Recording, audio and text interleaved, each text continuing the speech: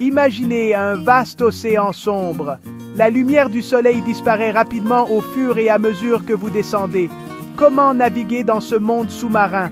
Les sous-marins, contrairement aux navires en surface, ne peuvent pas se fier uniquement à la vue.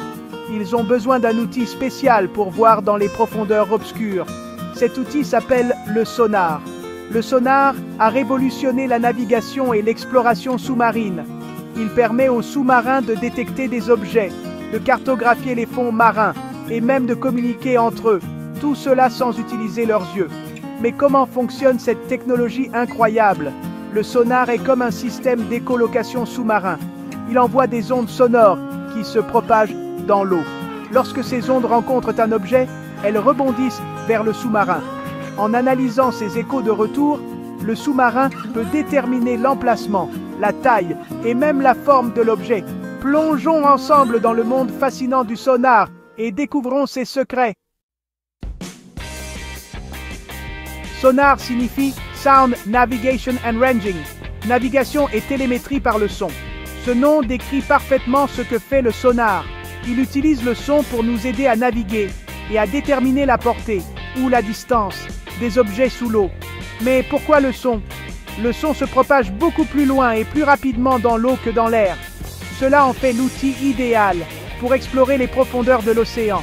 Imaginez que vous criez dans un canyon et que vous entendez votre voix revenir en écho.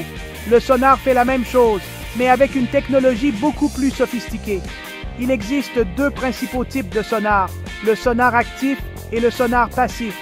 Les deux utilisent le son, mais de manière différente. Le sonar actif émet des ondes sonores, tandis que le sonar passif écoute les sons produits par d'autres objets. Le sonar actif, c'est comme utiliser une lampe torche dans l'obscurité. Le sous-marin envoie une impulsion sonore, appelée ping. Ce ping se propage dans l'eau jusqu'à ce qu'il rencontre un obstacle. Ensuite, comme une balle qui rebondit sur un mur, l'onde sonore revient vers le sous-marin. En mesurant le temps que met le ping à revenir, le système sonar peut calculer la distance à l'objet. L'intensité de l'écho de retour peut également nous renseigner sur la taille et la forme de l'objet. Un grand objet réfléchira un écho plus fort qu'un petit. Bien que le sonar actif soit très efficace, il a aussi ses inconvénients. Les pings émis par le sonar actif peuvent être détectés par d'autres sous-marins ou animaux marins. Cela peut être problématique si un sous-marin essaie de rester caché. Section 4. Sonar passif. Écoutez les échos. Le sonar passif est une question de discrétion et d'écoute. Au lieu d'émettre son propre son, le sonar passif se base sur l'écoute des sons déjà présents dans l'eau. Ces sons peuvent être n'importe quoi, du bruit de l'hélice d'un autre navire au clic et sifflement des dauphins. Des microphones sous-marins spéciaux, appelés hydrophones, sont utilisés pour capter ces sons. Le système sonar analyse ensuite ces sons pour déterminer leur direction et leur distance. Cela permet aux sous-marins de détecter d'autres navires et la vie marine sans révéler leur propre position. Le sonar passif est particulièrement utile pour les sous-marins qui doivent rester indétectables, comme ceux en mission secrète ou en expédition de recherche scientifique. C'est comme jouer à cache-cache dans l'océan, mais au lieu d'utiliser vos yeux, vous utilisez vos oreilles.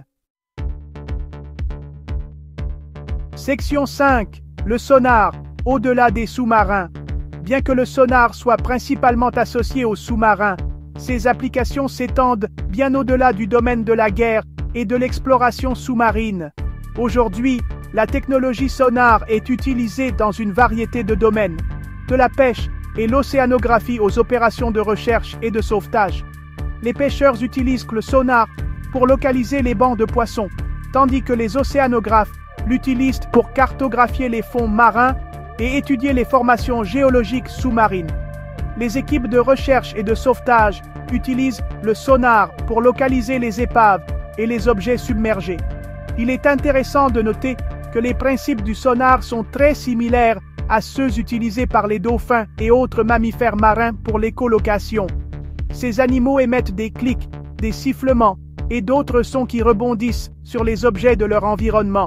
ce qui leur permet de voir dans les eaux sombres ou troubles. D'une certaine manière, le sonar peut être vu comme une tentative humaine de reproduire cette incroyable capacité naturelle. Le sonar a révolutionné notre compréhension du monde sous-marin. Des profondeurs de l'océan aux eaux peu profondes de nos côtes, cette technologie remarquable continue de jouer un rôle essentiel dans l'exploration, la navigation et notre interaction avec l'environnement marin.